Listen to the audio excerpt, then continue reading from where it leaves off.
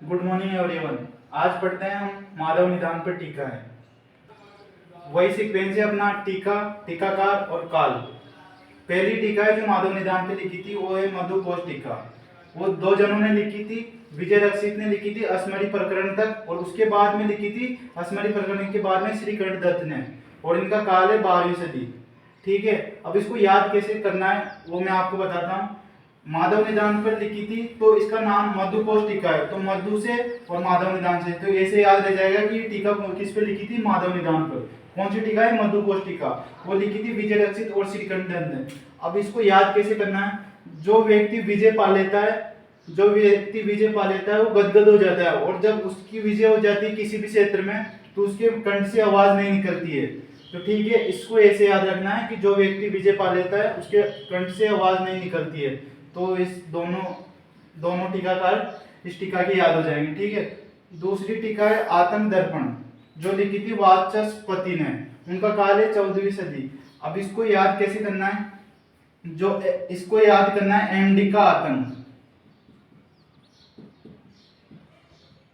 जब हम एमडी करते हैं तो एमडी की डिग्री मिलती है, तो उस पर वाचस परसेंटेज लिखकर आता है। ठीक है, और जब हम एमडी की तैयारी करते हैं तो बहुत सारी कठिनाइयों का सामना करना पड़ता है, यानी आतंक सा रहता है, तो बहुत सारी कठिनाइयों का सामना करना रहता है। तो इसको एमडी का आतंक से याद करेंगे तो एमडी से वाचस्पति ये रह जाएगा और आतंक से आतंक दर्पण याद रह जाएगा। ठीक है, ऐसे याद करना है। उसके बाद में तीसरी टीका है जो तीसरी टीका है वो है वेद्य मनोरमा, वो लिखी थी श्री राम कृष्ण ने। अब इसको याद कैसे करना है, काल हमें दो का ही याद करना है, बाकी का काल याद करना इंपॉर्टेंट नहीं, दो का ही काल याद करना है। ठीक है, और ये तीसरी टीका है वेद्य मनोरमा, जो लिखी थी श्री रामकृष्ण ने। अब इसको याद कैसे करना है, मनोरमा से मन मन में जिनका वास रहता है, मन मन में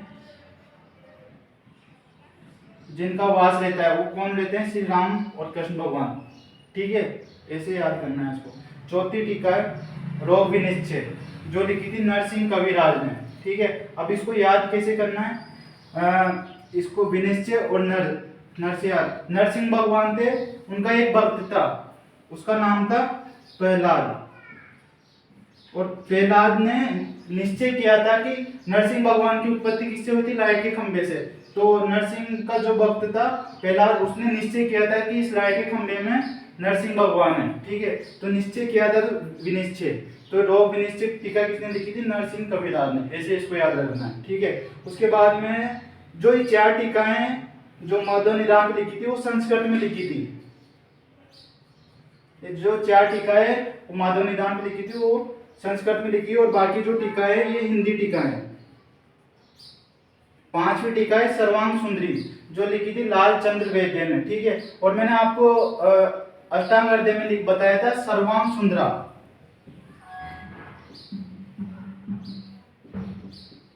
जो किसने लिखी थी, अरुण दत्त ने।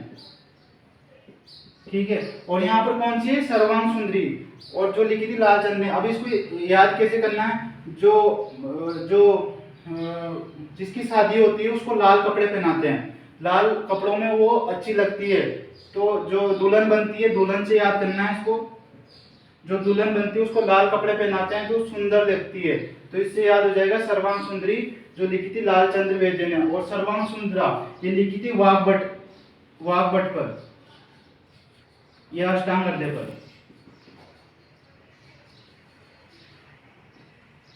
अष्टांग हृदय पर लिखी थी।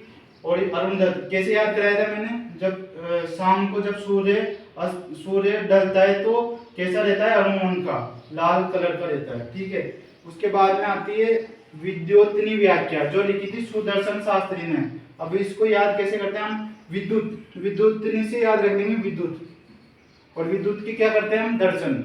ठीक है, इसको ऐसे याद करना है, विद्युत के क्या करते हैं हम, दर्शन, तो विद्युतनी व्याख्या याद हो जाएगी सुदर्शन शास्त्री से। ठीक है, लास्ट की 7वें नंबर की जो टीका है विमला मधुधारा, जो लिखी थी ब्रह्मानंद त्रिपाठी ने। अब इसको कैसे करना है, विमला किसको बोलते हैं, जिसके मन में मल नहीं होता है, जिसके मन में मल नहीं होता है उसको बोलते हैं विमला, और ब्रह्मा जी के मन में कोई मल नहीं था, कोई मेल नहीं था, तो ये लिखी थी ब्रह्मानंद त्रिपाठी ने। इसको ऐसे याद करना है। ठीक है, 8वें नंबर की टीका है शारदा व्याख्या, जो लिखी थी शारदा चरण सेन ने। अब जो टीका में टीका और टीकाकार दोनों का नाम मिला जुला हुआ है, तो ये याद हो जाएगी। ठीक है, लास्ट जो टीका है सरोज, वो लिखी है रवि दत्त त्रिपाठी ने। ये इंपॉर्टेंट नहीं है लास्ट वाली टीका, बाकी इंपॉर्टेंट है। दो काल दो का याद करना है। ऊपर की जो 4 टीका है वो संस्कृत में लिखी थी, और जो नीचे की जो 5 6 7 8 9 जो टीका है वो हिंदी में लिखी थी। ठीक है।